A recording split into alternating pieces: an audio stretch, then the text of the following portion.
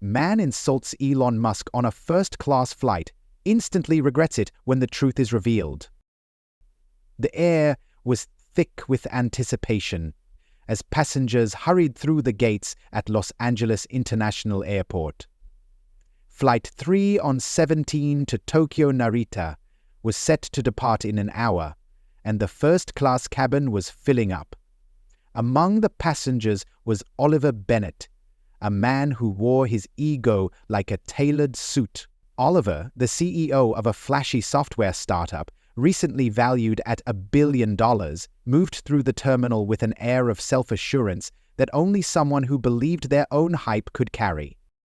His social media feed was a constant parade of self-congratulatory posts. Disruption was his middle name, he proudly declared in one of his recent captions, beneath a photo of himself holding a glass of champagne, the city's skyline gleaming behind him. He thrived on the attention, feeding off the validation of his followers, and the thought of anyone challenging his superiority was laughable. "Mr. Bennett, welcome aboard," the flight attendant greeted him warmly.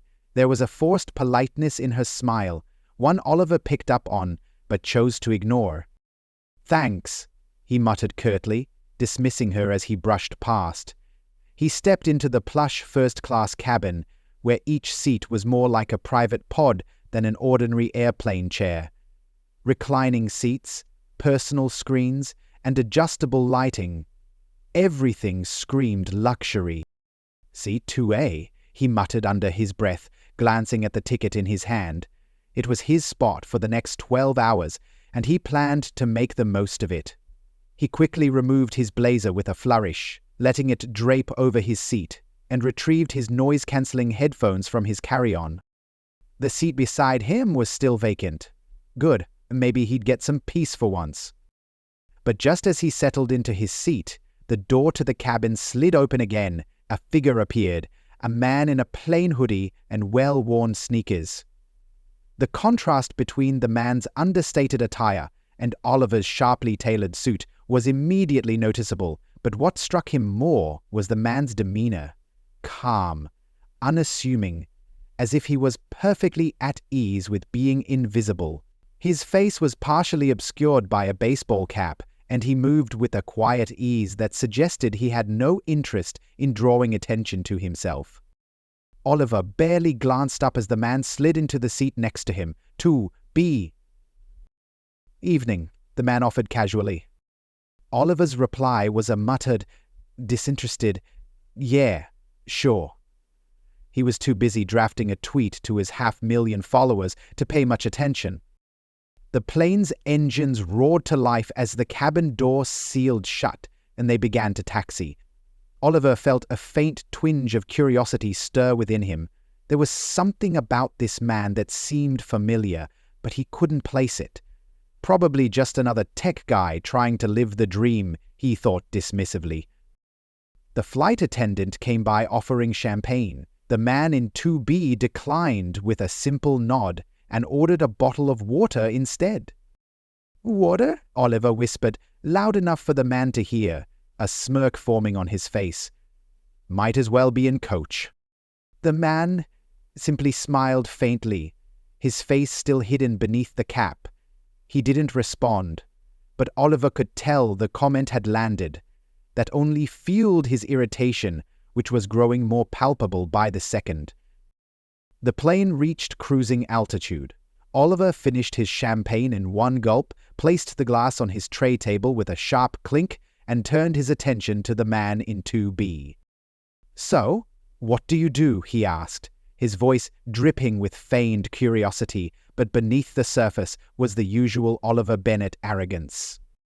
The man didn't look up from his phone. "I'm in tech," he said simply, almost as if it were a given. Oliver grinned. "Ha, same here," he said, his voice growing more confident. "Bet we've got some war stories to share." He leaned back in his seat, ready to take control of the conversation and steer it toward his favorite topic, himself. But the man remained quiet, only nodding lightly before returning to his phone. That was unusual. Oliver wasn't used to being ignored, and the silence stirred something.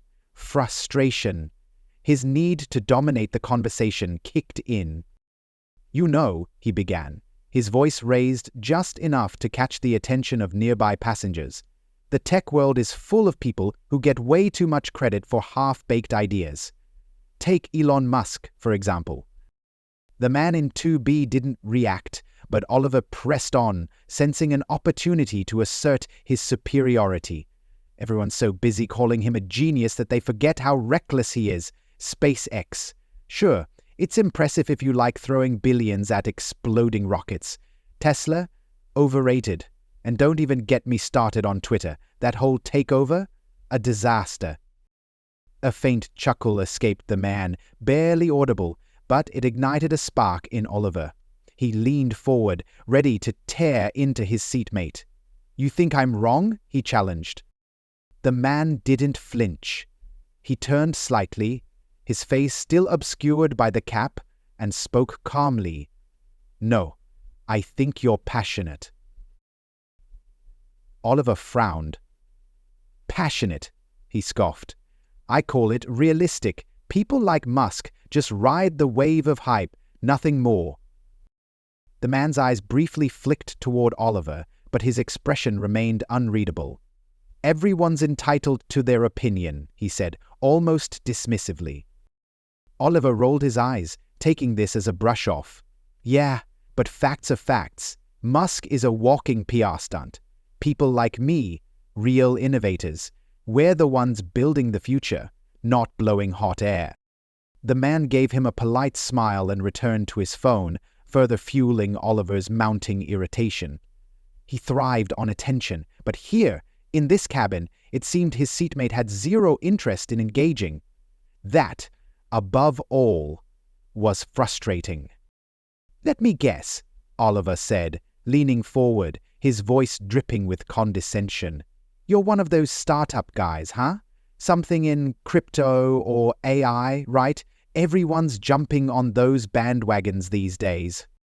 The man looked up for just a moment, his gaze briefly meeting Oliver's. "Not exactly," he said, his voice even. Oliver's eyes narrowed. This only fueled his growing discomfort. Who was this guy? He had the attitude of someone important, but didn't seem to want to talk about it. It gnawed at Oliver. He couldn't let it go. "What's your take on Musk, then?" Oliver pressed, his voice sharp. "I mean, if you're in tech, you must have an opinion." The man hesitated, his gaze lifting from his phone. He seemed to consider the question for a moment. "He's done some interesting things," was all he said. "Interesting," Oliver repeated, incredulous. "That's the understatement of the century. The guy's a walking contradiction. Preaching about saving the planet while flying private jets, hyping up the future of Mars while barely addressing problems here on Earth." A flicker of something crossed the man's face, then amusement perhaps, or mild irritation, but it was gone in an instant. "Maybe he's just doing what he thinks is best," the man said, his voice neutral, almost kind. Oliver's patience finally snapped. What he thinks is best," he scoffed, spoken like someone who's never actually dealt with real-world consequences. "It's all theory until you're the one footing the bill." There was a long silence. The man in 2 didn't respond immediately. He simply looked at Oliver, his expression unreadable.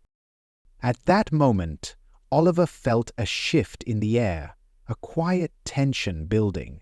He hadn't noticed before, but now it was clear.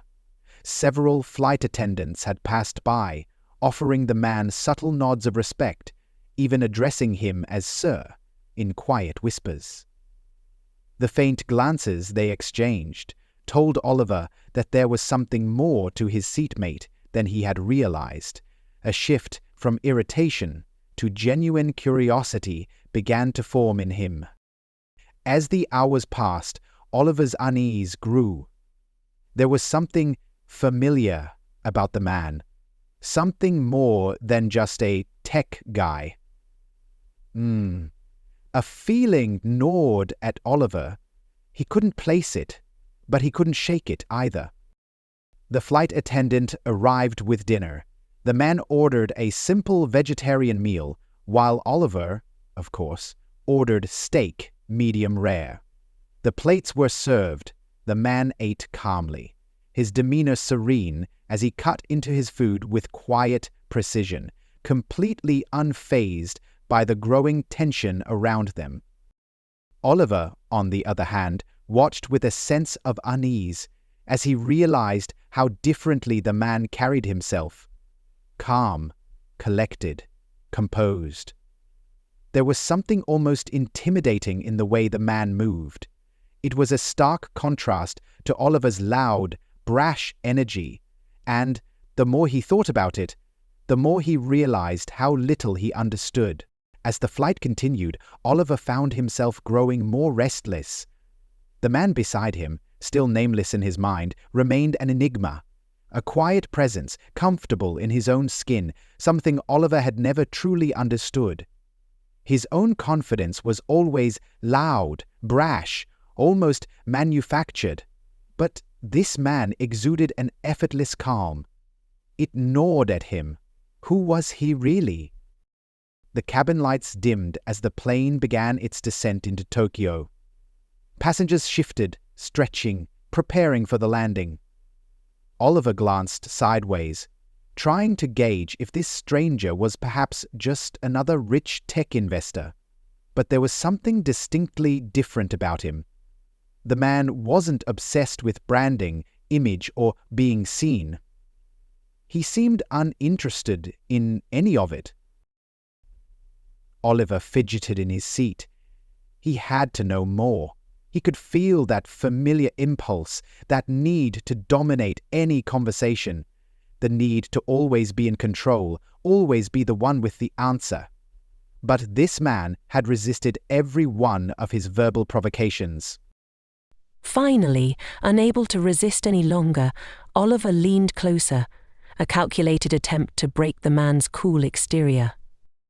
"You ever been to Tokyo?" Oliver asked, his voice now carrying the weight of his frustration, a thin veneer of politeness masking his impatience. The man glanced at him, the barest flicker of a smile tugging at the corner of his lips. "A few times," he replied, his voice calm and unaffected.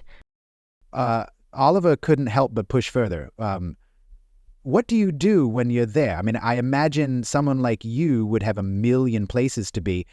High-profile meetings, fancy dinners with the right people, and he said it with a dismissive air, trying to provoke a reaction, to get the man to rise to the bait. But the man didn't rise to the challenge. Instead, he simply nodded and replied, "I go for the culture, the quiet moments, the people, the way they value simplicity." Oliver scoffed, the words almost like a reflex. "Simplicity? You're in the wrong line of work for that. People like us, we make things happen. We shape the world." The man didn't respond right away. His eyes scanned the room briefly, as if weighing his words carefully before he spoke. "You know," he began slowly, "I think that's the problem. We spend so much time trying to shape the world, trying to control everything, that we forget how to simply be." Oliver frowned, taken aback by the calmness in his voice. His usual response to being questioned was to double down, assert his dominance, but this was different. The man wasn't challenging him directly, but there was something about the way he spoke that made Oliver feel small. "What do you mean?" Oliver asked, his voice losing a little of its earlier edge. The man tilted his head, his gaze steady. "Maybe," he said thoughtfully, "we're all so caught up in proving something to others that we forget why we're doing it in the first place. Sometimes you need to take a step back, reflect, and ask yourself, is this really what I want? Or is it just what I think others expect from me?" There it was! Oliver's discomfort. The sharp edge of self-doubt that he had always avoided, masked behind layers of success and validation. But hearing this man speak so calmly, so assuredly, made him realize how much he was still chasing after approval.